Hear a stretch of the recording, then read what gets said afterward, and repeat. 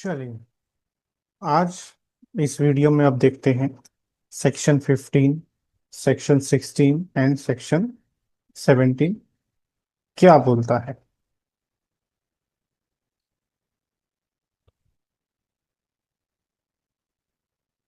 चल, सेक्शन 15। देखिए, सेक्शन 15 से जो है हमारे सामने सेक्शन आ जाते हैं पावर ऑफ कंट्रोलर्स की। मतलब कंट्रोलर के पास कुछ ऐसी पावर्स हैं जहां पर वो अपनी मर्जी से कोई भी डिसीजन ले सकता है।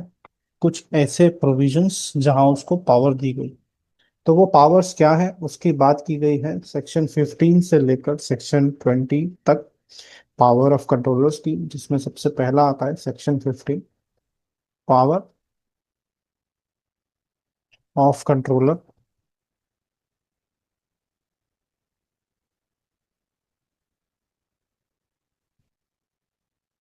टू रिफ्यूज और अमेंड द।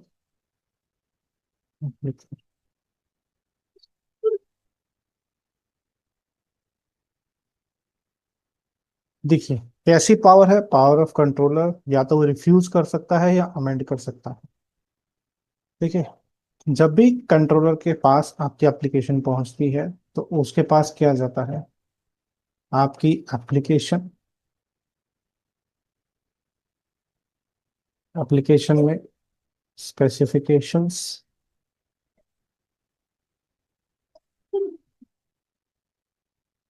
और साथ में अदर डॉक्यूमेंट्स जितने भी उसमें जरूरत होती है, जितने भी एक्स्ट्रा फॉर्म्स हो सकते हैं। अब कंट्रोलर को लगा, if controller thinks that either of the above mention, मतलब इनमें से कोई भी चीज, either of the above mention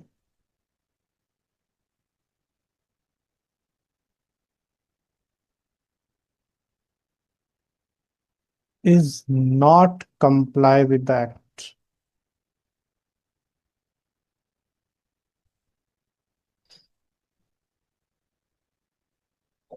मतलब एक्ट में जिस तरह से जो चीजें बताई गई हैं, जो रूल्स में बताया गया है, अगर उसके अकॉर्डिंग कोई भी डॉक्यूमेंट या स्पेसिफिकेशन कंप्लाई नहीं कर रहा है, तो वो आपसे एज ए एप्लीकेंट दो चीजें बोल सकता है। क्या? कि भैया, या तो इसको अमेंड कर लो as per my satisfaction,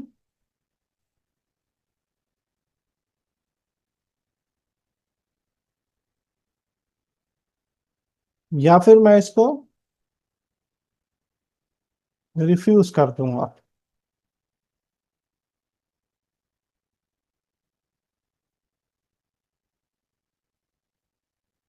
I will refuse. But amend हुआ तब भी अगर वो सेटिस्फाई नहीं हुआ, if controller is not satisfied,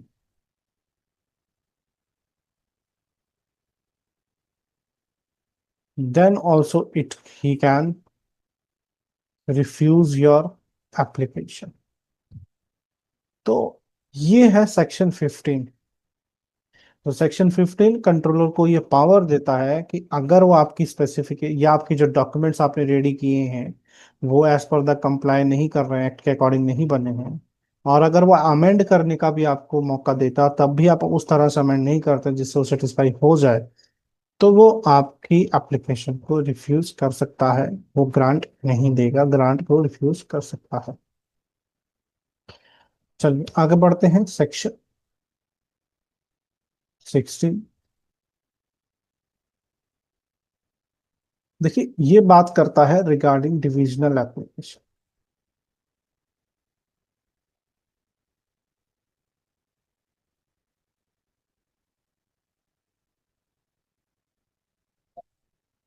ये क्या कहता है, ये पावर देता है कंट्रोलर को to make orders regarding division of application.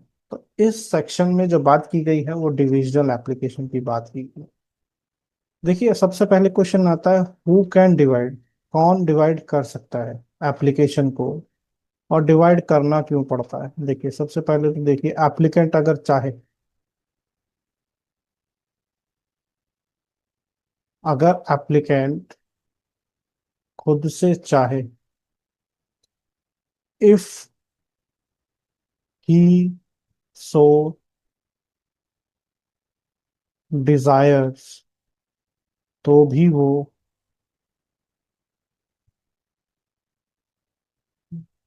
Applicant खुद से उसको डिवाइड कर सकता है, या फिर ऑन कंट्रोलर्स डायरेक्शन। इसको थोड़ा सा अच्छे से लिख लेते हैं।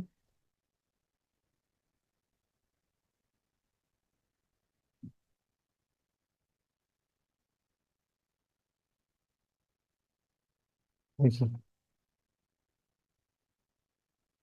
Who can divide an applicant,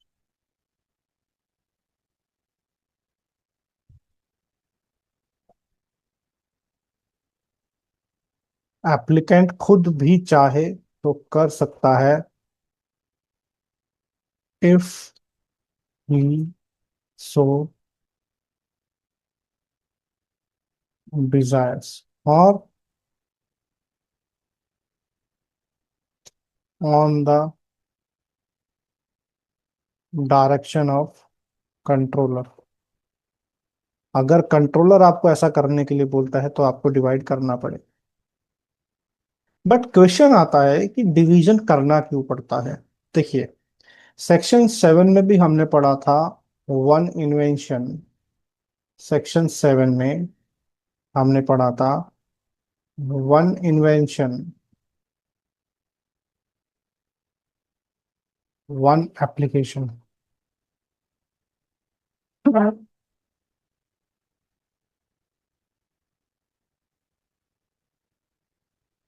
and section 10 में भी हमने पढ़ा था, देखिए सब सेक्शन पर नहीं जा रहा हूं मैं, सिर्फ सेक्शंस की बात कर रहा हूँ, कि एक एप्लीकेशन में सिंगल इन्वेंटिव कॉन्सेप्ट होना चाहिए।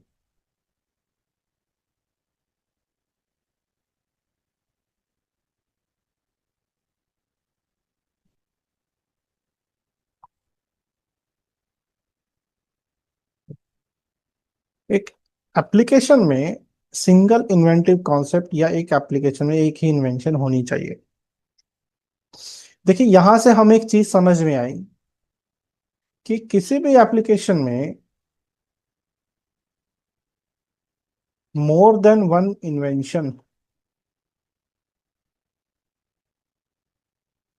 नहीं होना चाहिए, मतलब एक से ज्यादा इन्वेंशन एक एप्लीकेशन में नहीं होना चाहिए।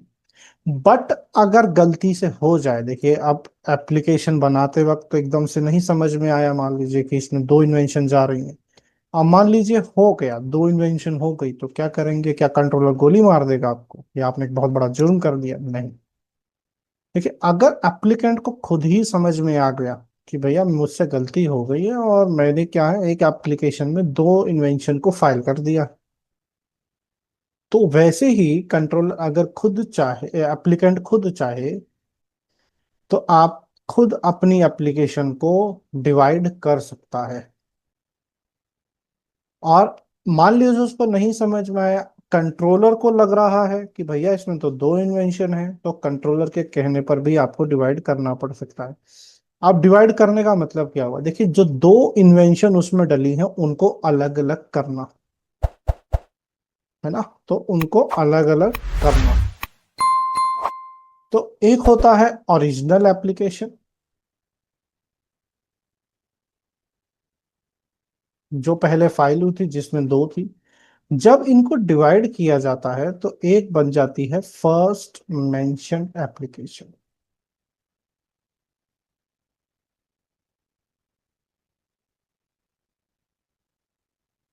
और सेकंड बन जाती है फर्दर एप्लीकेशन।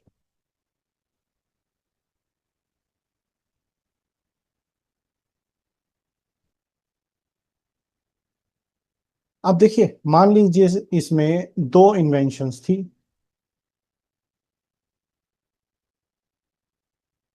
इन्वेंशन दो थी, इसके अंदर एक वन और एक टू। तो इसमें चली जाएगी इन्वेंशन वन, और ये चली जाएगी इन्वेंशन टू। अब इसको फर्स्ट मेंशन एप्लीकेशन क्यों बोला? देखिए, ये जो ओरिजिनल एप्लीकेशन है इसमें से खींच के अलग किया गया फर्दर एप्लीकेशन को। तो जो पीछे रह गया फर्स्ट मेंशन एप्लीकेशन, इसीलिए उसको बोला, क्योंकि उसमें से अब एक पहली इन्वेंशन रह गई। अब ये दो एप्लीकेशन हो गई हैं, तो बहुत सारे सवाल मन में उठ रहे होंगे, सर अब इस एप्लीकेशन का प्रायोरिटी डेट क्या होगा, इसका एग्जामिनेशन क्या क्या होगा, इसका पब्लिकेशन क्या होगा। तो धीरे धीरे समझते हैं।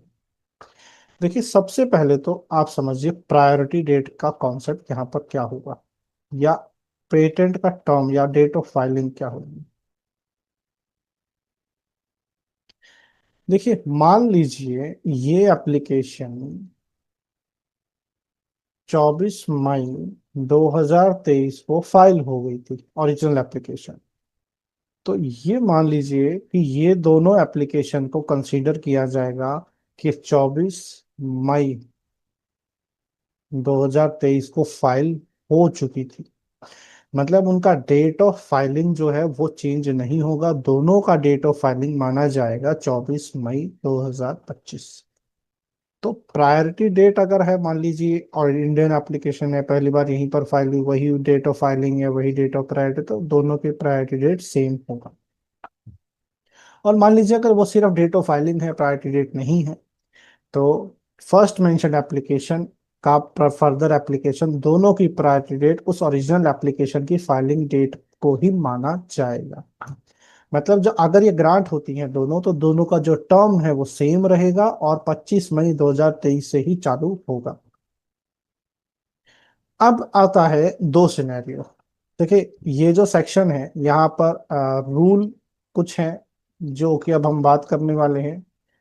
यहाँ पर अप्लाई होते हैं some provisions of few rules, like rule 24B। उसके कुछ प्रोविजंस हैं, कुछ सब रूल्स हैं जो इसमें अप्लाई होते हैं फॉर एग्जामिनेशन। कैसे, आइए समझते हैं। देखिए, अब इसको समझिएगा दो सिनेरियो से। इफ एग्जामिनेशन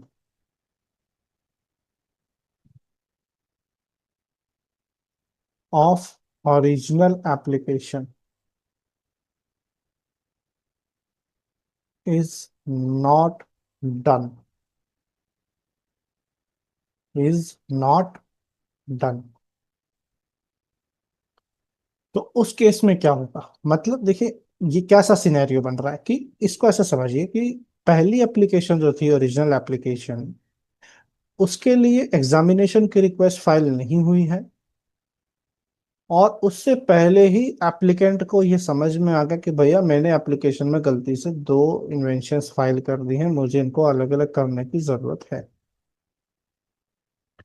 तो अब उस केस में क्या होगा कि वेन एवर, जब भी जब भी एप्लीकेंट डिवाइड करेगा एप्लीकेशन को,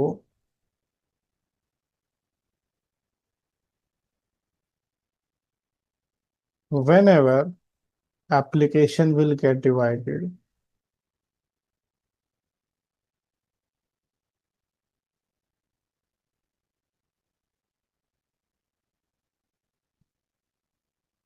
the further application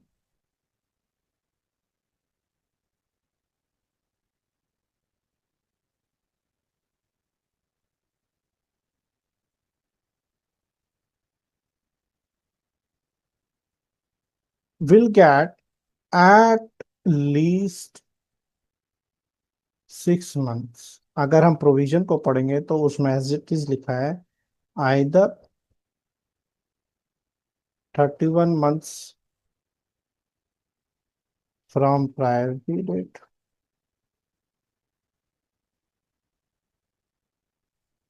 और 6 months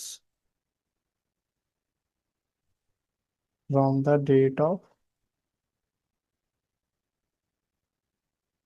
लाइक डिवीजन, जिस देश में डिवीजन हुआ, विच एवर एक्सपायर्स लेटर। देखिए, इसको हम समझते हैं एक एग्जाम्पल के साथ। मान लीजिए मैंने एप्लीकेशन फाइल की थी, वही डेट ले लेते हैं, 24 मई 2023।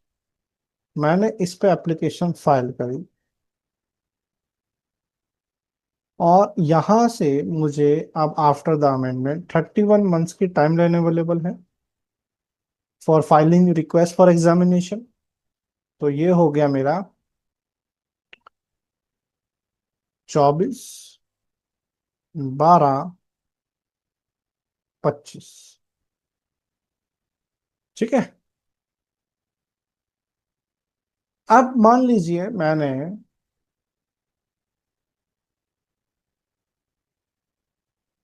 24 अगस्त 2024 को मैंने डिवाइड कर दिया। तो देखिए, ये जो डेट ऑफ डिवीजन है, एक तरह से यहां से कितना टाइम बचा है।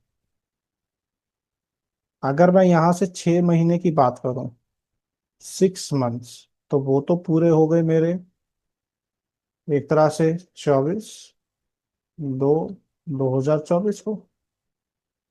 बट अगर प्रायोरिटी डेट से देखा जाए तो मेरी जो 31 month की टाइमलाइन है वो तो ये है। तो इन दोनों में से एक्सपायर लेटर कौन सी डेट है ये। तो इसका मतलब अब जो इसमें फर्दर एप्लीकेशन है, उसकी रिक्वेस्ट फॉर एग्जामिनेशन फाइल करने के लिए मेरे पास ये डेट है। ध्यान दीजिएगा, यहाँ पर दो गड़बड़ होगी कि ये जो डेट है, ये डेट है deadline for filing request for examination for further application, not first mentioned application. First mention application की डेट तो सिर्फ 31 मंथ ही होगी। अब आप बोलेंगे सर इसकी भी तो 31 मंथ है। आइए आइए सेकंड केस लेते हैं कि अब ये हो गया केस 1। अब लेते हैं केस 2। सेम टाइमलाइन लेते हैं, समझने में आसानी होगी कि मान लीजिए अब ये डेट है 24 मई 2023।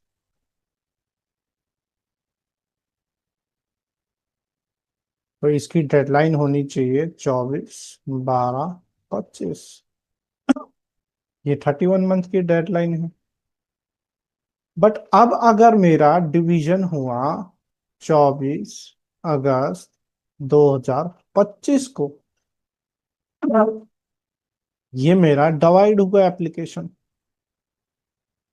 तो यहां से अब 6 महीने की डेट कौन सी डेट होगी, वो जाएगी 24 फरवरी 2026। ये मेरी 6 मंथ्स की डेडलाइन है। तो अब ये 31 मंथ की डेडलाइन है, ये 6 मंथ्स की डेडलाइन है, इसमें से एक्सपायर्स लेटर कौन सी है डीए। तो अब मुझे 6 महीने की डेडलाइन मिलेगी। तो ये हो गया फर्दर एप्लीकेशन के लिए, लेकिन फर्स्ट मेंशन एप्लीकेशन की डेडलाइन अभी भी यही होगी।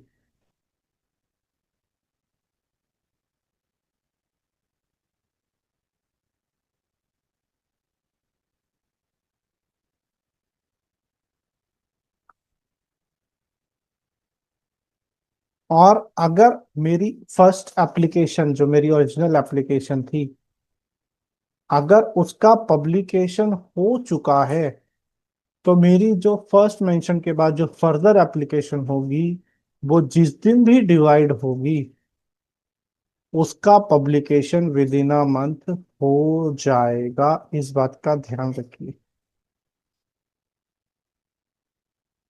यहाँ पर एक पॉइंट बनाइएगा अलग से। If original application is published,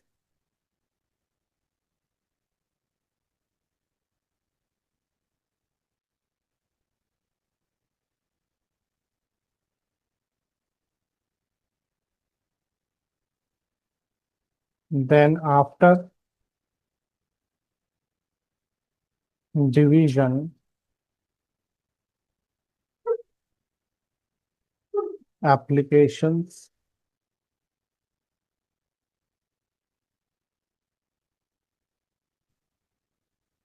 will get kind of republished। वो दोबारा पब्लिश होती हैं, और ये फैक्ट के साथ कि वो डिवाइड हुई। बट अब एक सिनेरियो आता है। इफ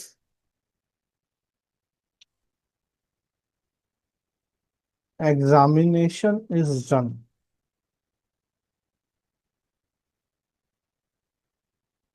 ऑफ ओरिजिनल एप्लीकेशन,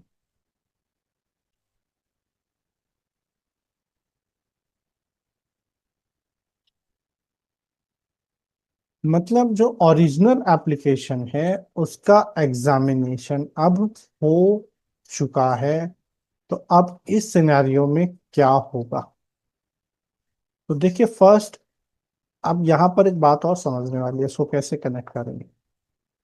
देखिए जब आपकी एप्लीकेशन का एग्जामिनेशन हो चुका है, तो इसका मतलब कंट्रोलर की डायरेक्शन पे अब डिवीजन हो रहा है। कहीं ना कहीं आपके पास एफईआर में ये आया होगा कि भैया ये दो इन्वेंशन है, या तो इसको एक्सप्लेन करो कि ये एक है, सिंगल इन्वेंटिव कॉन्सेप्ट आप स्टैब्लिश करो, ये फैक्ट नहीं कर पा रहे हैं तो डिवाइड कीजिए। तो ये एफईआर के रिप्लाई में आया होगा, यानी कि अब जो डिवीजन होगा वो कहीं ना कहीं कंट्रोलर की डायरेक्शन पे हो रहा होगा। और अगर फर्स्ट एप्लीकेशन का एग्जामिनेशन हो चुका है, तो इसका मतलब फर्स्ट मेंशन्ड एप्लीकेशन जो बनेगी वो एग्जामिन हो चुकी है। अब यहां पर क्या होगा, फॉर फर्दर एप्लीकेशन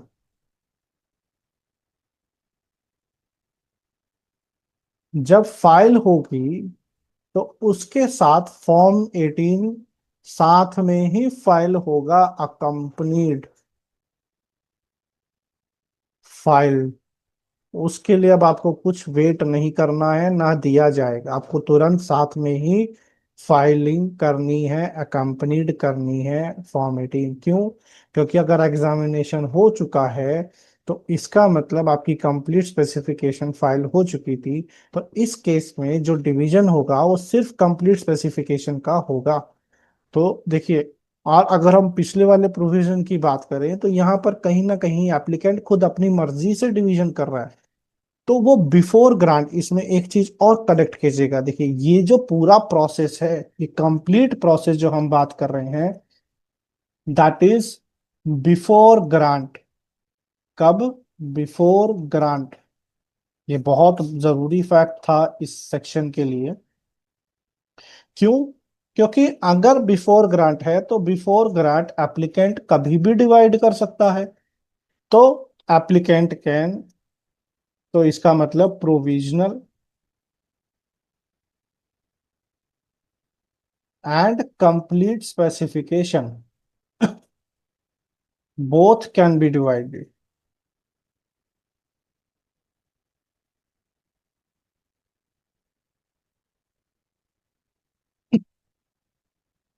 तो एप्लीकेंट अपनी मर्जी से प्रोविजनल्स को भी डिवाइड कर सकता है और कंप्लीट स्पेसिफिकेशन को भी। तो अब जब एग्जामिनेशन नहीं हुआ है, बिफोर ग्रांट वो कभी भी डिवाइड कर सकता है। हो सकता है कि उसने अभी कंप्लीट स्पेसिफिकेशन फाइल ही नहीं करी, और वो प्रोविजनल के स्टेज पर ही एप्लीकेशन को डिवाइड कर रहा है। ठीक है। बट यहां पर इस केस में कि एग्जामिनेशन हो चुका है, तो ये श्योर शॉट है कि पहली एप्लीकेशन का एग्जामिनेशन हो चुका है, तो इसका मतलब उस पर गारंटी है कि कंप्लीट स्पेसिफिकेशन फाइल हो चुका है। इसका मतलब जितनी भी इन्वेंशन उसमें फाइल थी वो सब कंप्लीट है। तो जब आफ्टर एग्जामिनेशन अगर डिवीजन होता है ना, then it can only B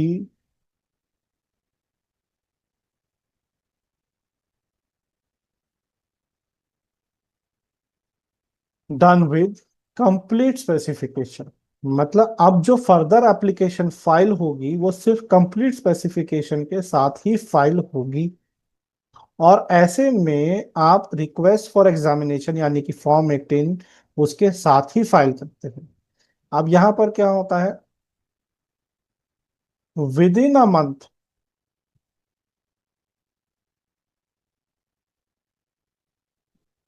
application got published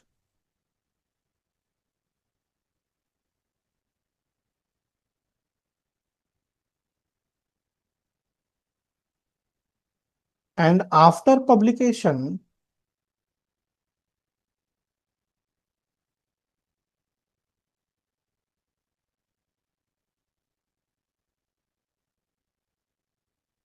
with in a month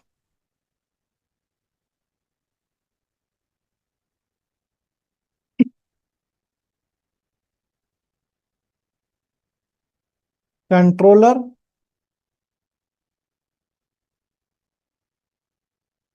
will refer the further application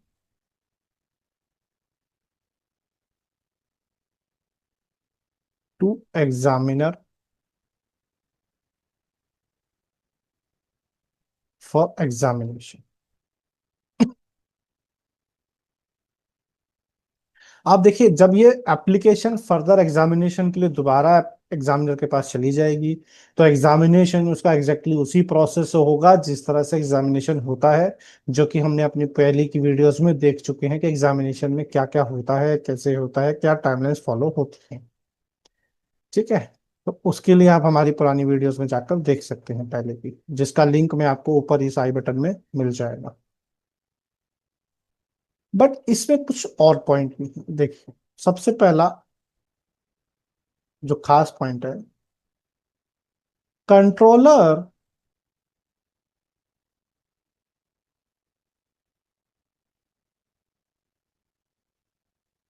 can amend both applications up to his satisfaction. मतलब अपनी सेटिस्फेक्शन के लेवल तक उन दोनों एप्लीकेशन को अमेंड कर सकता है। और क्यों करेगा? ताकि वो ये देखे कि no matter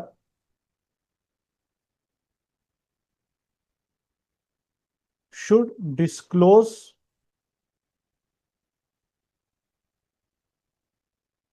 in common of both application.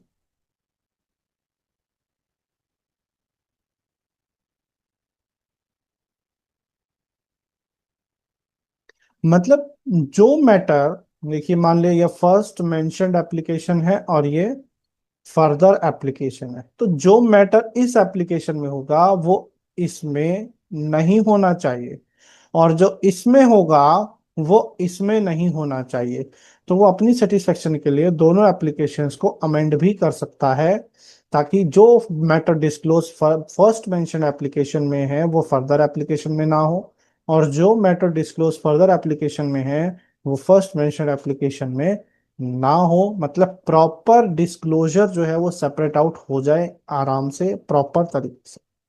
क्योंकि देखिए, क्लेम्स तो सेपरेट आउट होंगे, क्योंकि क्लेम्स भी जो होते हैं they are based on matter disclose. तो उसके अकॉर्डिंग मैटर जो भी डिस्क्रिप्शन स्पेसिफिकेशन डिस्क्लोजर्स आपने दिए हैं वो भी सेपरेट आउट होने चाहिए। तो ये था हमारा सेक्शन 16, जिसमें हमने देखा डिविजन एप्लीकेशन क्या होता है। अब हम देखते हैं सेक्शन 17। ये बहुत खास section, power of controller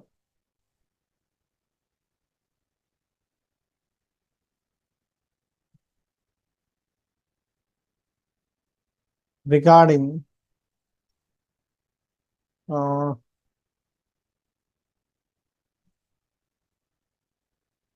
power of controller to make orders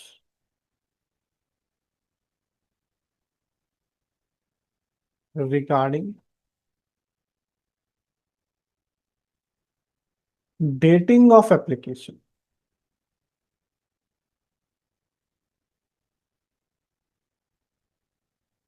देखिए, याद रखने के लिए अगर मैं आपको बताऊं तो ये जो सेक्शन है ये खास करके डील करता है post dating and anti dating से। देखिए, पोस्ट डेटिंग का मतलब क्या होता है? शिफ्टिंग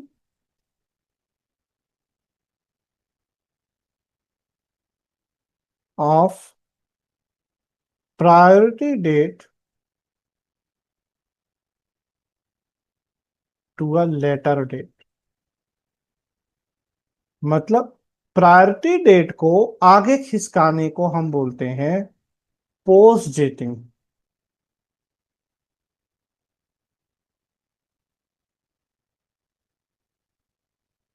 प्रायोरिटी डेट को आगे खिसकाने को हम बोलते हैं पोस्ट डेटिंग। कहां से खिसकाने से? डेट ऑफ फाइलिंग से।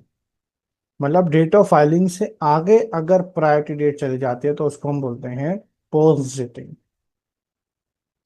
देखिए, सेक्शन 9 में हमने इसके बारे में रेफरेंस देखा था। सेक्शन 9 में कि प्रोविजनल को कैंसिल करके कंप्लीट स्पेसिफिकेशन पर प्रायोरिटी डेट को शिफ्ट पोस्ट डेट किया जा सकता है। बट अगर अभी हम बात करते हैं सेक्शन 17 की, तो with the provision subject to section 9 हम यहाँ पर क्या बोल सकते हैं कि यहाँ पर applicant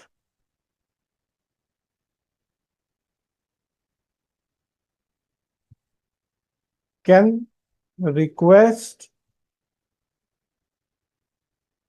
to post date the application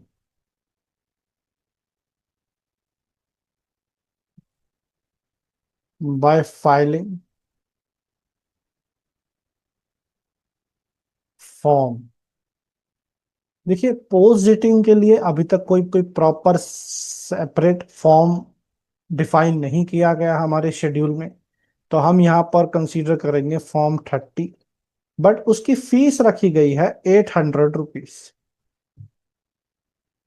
अगर आप बात कर देखेंगे तो 800 रुपीज में हमारी एप्लीकेशन जो होती है वो पोस्ट डेट होती है, और उसकी जो फीस है वो 800 रुपीज है। और एप्लीकेशन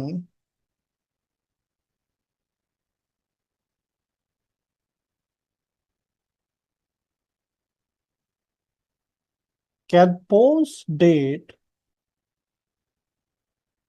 अप टू 6 months। मतलब दैट इज, और that means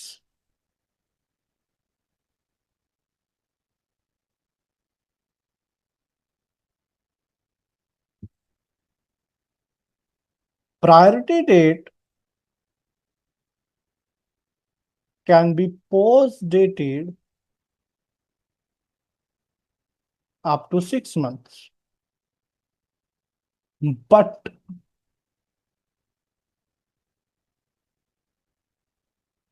request for post dating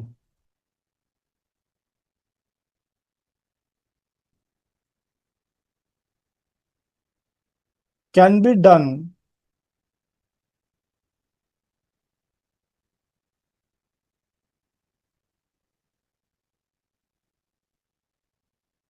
any time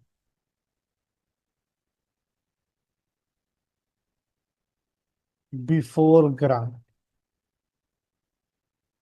मतलब कि यहां पर अगर हम देखें तो हम ये समझ पा रहे हैं कि ग्रांट से पहले आप पोस्ट डेटिंग के लिए कभी भी रिक्वेस्ट कर सकते हैं, बट जो पोस्ट डेटिंग होगी वो 6 महीने से ज्यादा नहीं होगी। मतलब आपकी जो प्रायोरिटी डेट है वो 6 महीने तक आगे बढ़ाई जा सकती है। कैसे रिक्वेस्ट कर सकते हैं? फॉर्म 30 से।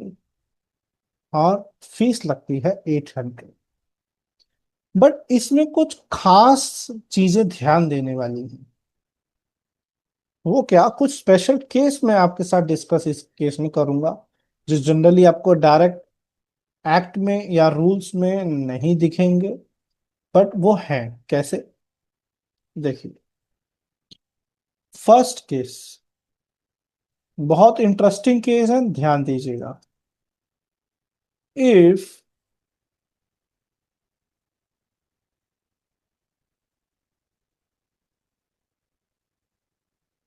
conventional application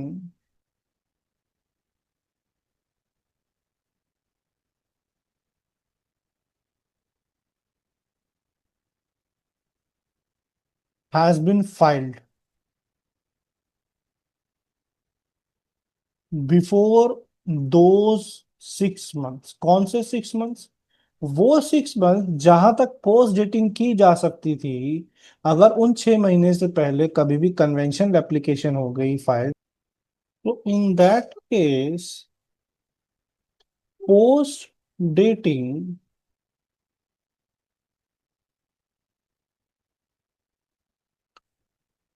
can't be done later than the date of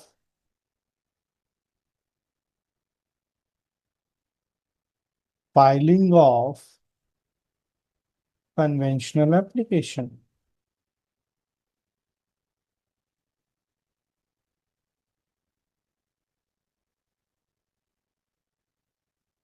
and कहाँ से हम ये रेफरेंस ले रहे हैं? As per patent manual. देखिए, एक चीज समझिएगा, पोस्ट डेटिंग किसी भी एप्लीकेंट के पास कोई एक प्रिविलेज नहीं है। मतलब ऐसा नहीं है कि वो चाहेगा तो पोस्ट डेट हो ही जाएगा। यहाँ पर आप कंट्रोलर से रिक्वेस्ट करते हैं विद पर्टिकुलर रीजन, कि हम पोस्ट डेटिंग क्यों कर रहे हैं, क्या रीजन है। इस पर अल्टीमेटली जो डिसीजन होता है ना, वो कंट्रोलर ही लेते हैं।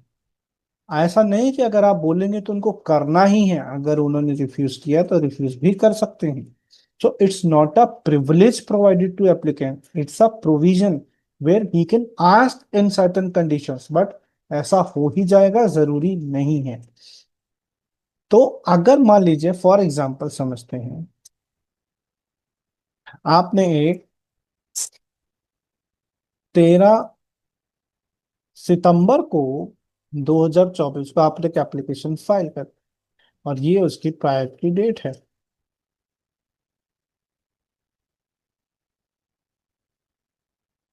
बट जैसे कि हम जानते हैं ये 6 मंथ्स तक आगे जा सकती है, दैट इज 13 मार्च 2025 तक। बट अगर मान लीजिए यहाँ बीच में कि मैंने 20 जनवरी 2025 को मैंने कन्वेंशनल एप्लीकेशन फाइल कर दी किसी कंट्री में, तो मेरी पोस्ट डेटिंग की डेट इस डेट को क्रॉस नहीं कर सकती।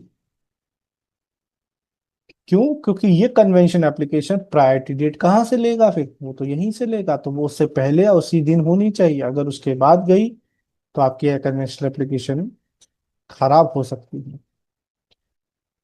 और केस 2 बनता है आपका,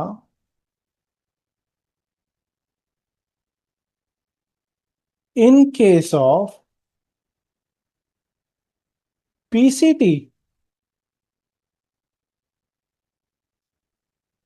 post dating is not allowed.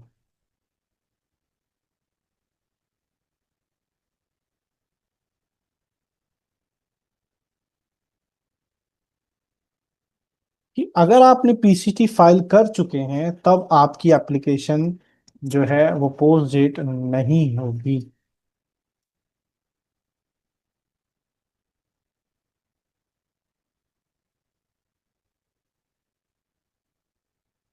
Last point अगर हम यहाँ पर ध्यान दें, if you post date your application, it will be republish in case अगर वो पहले एक बार पब्लिश हो चुकी है तो वो रीपब्लिश होगी पेटेंट जर्नल में with new date of filing. तो ये कुछ प्रोविजंस हमने देखे, कुछ सेक्शंस देखे, सेक्शन 15, सेक्शन 16, सेक्शन 17। चले अब हम देखते हैं यही सेक्शंस को एक बार बेयर एक्ट के साथ कंपेयर करते हैं।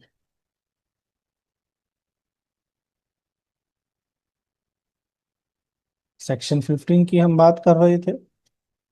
देखिए, controller is satisfied that the application specification or any other document is pursuant does not comply with requirements of this act. Controller may refuse or may require the application or the amended to satisfaction and with the application and refuse the application in failure to do so. या तो वो compliance नहीं है, इस बात से satisfy हो जाएगा तो वो आपको या तो रिफ्यूज कर देगा आप, या आपको बोलेगा अमेंड करो। अमेंड नहीं करी तो भी रिफ्यूज कर देगा आपकी एप्लीकेशन को।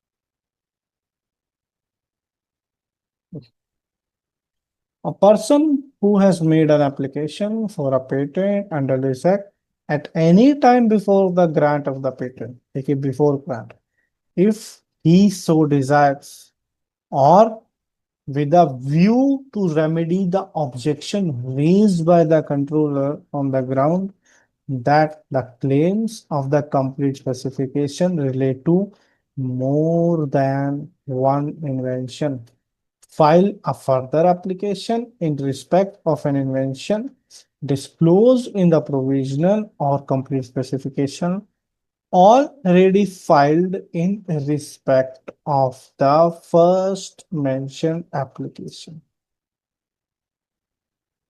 The further application under subsection 1 shall be accompanied by a complete specification, but such complete specification shall not include any matter not in substance disclosed in the complete specification filed in pursuance of the first mentioned application. देखिए ये एक बहुत अच्छा point है। यहाँ पर ये कहता है कि जब आप एप्लीकेशंस को डिवाइड करते हैं तो उस प्रोसेस के दौरान जो फर्दर एप्लीकेशन है ऐसा नहीं कर सकते कि आप उस दौरान उसमें कुछ और फर्दर चीजें ऐड कर सको। मतलब जो कंटेंट जो मैटर फर्स्ट मेंशन्ड एप्लीकेशन में था उसको एज इट इज रखना है। ऐसा नहीं है कि आपने फर्दर एप्लीकेशन में कुछ ऐसा कंटेंट कुछ ऐसा मैटर डिस्क्लोज कर दिया जो फर्स्ट मेंशन्ड एप्लीकेशन में नहीं था। ये चीज अलाउड नहीं है। आप कुछ और कंटेंट कुछ पार्ट उसमें और ऐड कर रहे हैं, ये चीज अलाउड नहीं की जाएगी उसमें।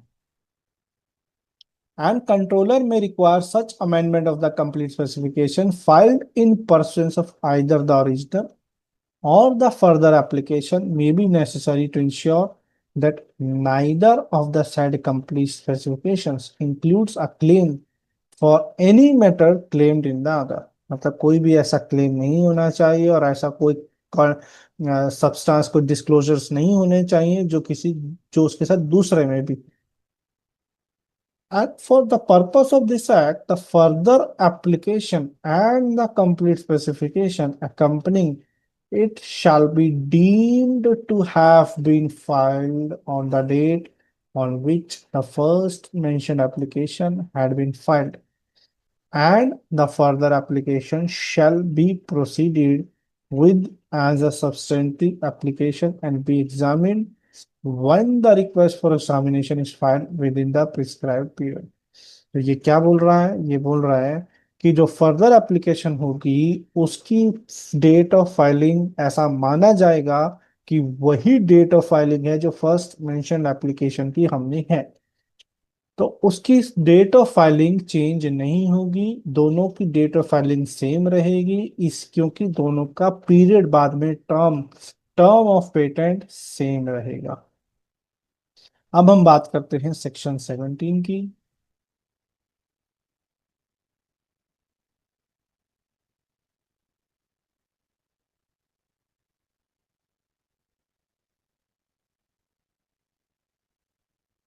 अच्छा, देखिए सेक्शन 17 क्या बोलता है, make order respecting dating of application. Subject to the provisions of Section 9 at any time after the filing an application and before the grant of patent under this Act, the controller may, at the request of the applicant made in the prescribed manner, direct the application shall be post-dated to such date as may be specified, but provided that no application shall be post-dated under this subsection to a date later than 6 months from the date on which it was actually made or would, but for the provisions of this subsection, be deemed to have been made। मतलब जिस दिन भी वो specification file की गई थी under this act, उस date से 6 महीने से ज्यादा उसको पोस्ट डेट नहीं किया जा सकता अगर एप्लीकेंट अंडर सेक्शन 17 रिक्वेस्ट करता है। ये एक सब सेक्शन जो है बहुत इंटरेस्टिंग है। कैसे? देखिए, पोस्ट डेटिंग सिर्फ और सिर्फ एप्लीकेशन की नहीं होती है, एक बहुत डिफरेंट केस भी बनता है पोस्ट डेटिंग का, जैसे कि हमने सेक्शन 15 में देखा था कि अगर कोई document is not compliant as per the act, तो कंट्रोलर आपको क्या बोलेगा कि भैया इसको अमेंड करो और वापस से चेंज करके लाओ। तो जब ऐसा कोई चेंजिंग होता है ना, तो ऐसे में क्या माना जाता है, देखिए, where an application or specification including drawings and any other document is required to be amended under section 15, if the controller so directs, be deemed to have been made on the date on which the requirement is complied with, or where the application is returned to the applicant on the date on which it is refiled after complying with the requirement। तो देखिए, ये एक बहुत simple, एक बहुत automatic case बन जाता है पोस्ट डेटिंग का कि अगर कंट्रोलर एप्लीकेंट को कोई भी डॉक्यूमेंट स्पेसिफिकेशन या एप्लीकेशन अमेंड करने के लिए देता है, तो उसके बाद जब डॉक्यूमेंट या कोई भी उससे रिलेटेड या एप्लीकेशन से रिलेटेड कुछ भी जब रीफाइल्ड होता है आफ्टर कंप्लाइंग द रिक्वायरमेंट्स, तो जब रीफाइल डेट होती है, ऐसा माना जाता है कि उसी दिन फाइल किया गया था रीफाइल की डेट पर। तो कहीं ना कहीं पुरानी डेट से उसकी डेट आगे आ गई, तो ये अपने आप एक केस बन जाता है पोस्ट डेटिंग का। ठीक है, हालांकि इसका बहुत ज्यादा रेलेवेंस देखा नहीं जाता है, क्योंकि स्पेसिफिकेशन या एप्लीकेशन की आप पोस्ट डेटिंग अगर होती है तो प्रायोरिटी डेट चेंज होती है, बहुत बड़ा इवेंट माना जाता है, बट जनरली ऐसा होता है। तो ये थे हमारे सेक्शन 15, 16 एंड 17।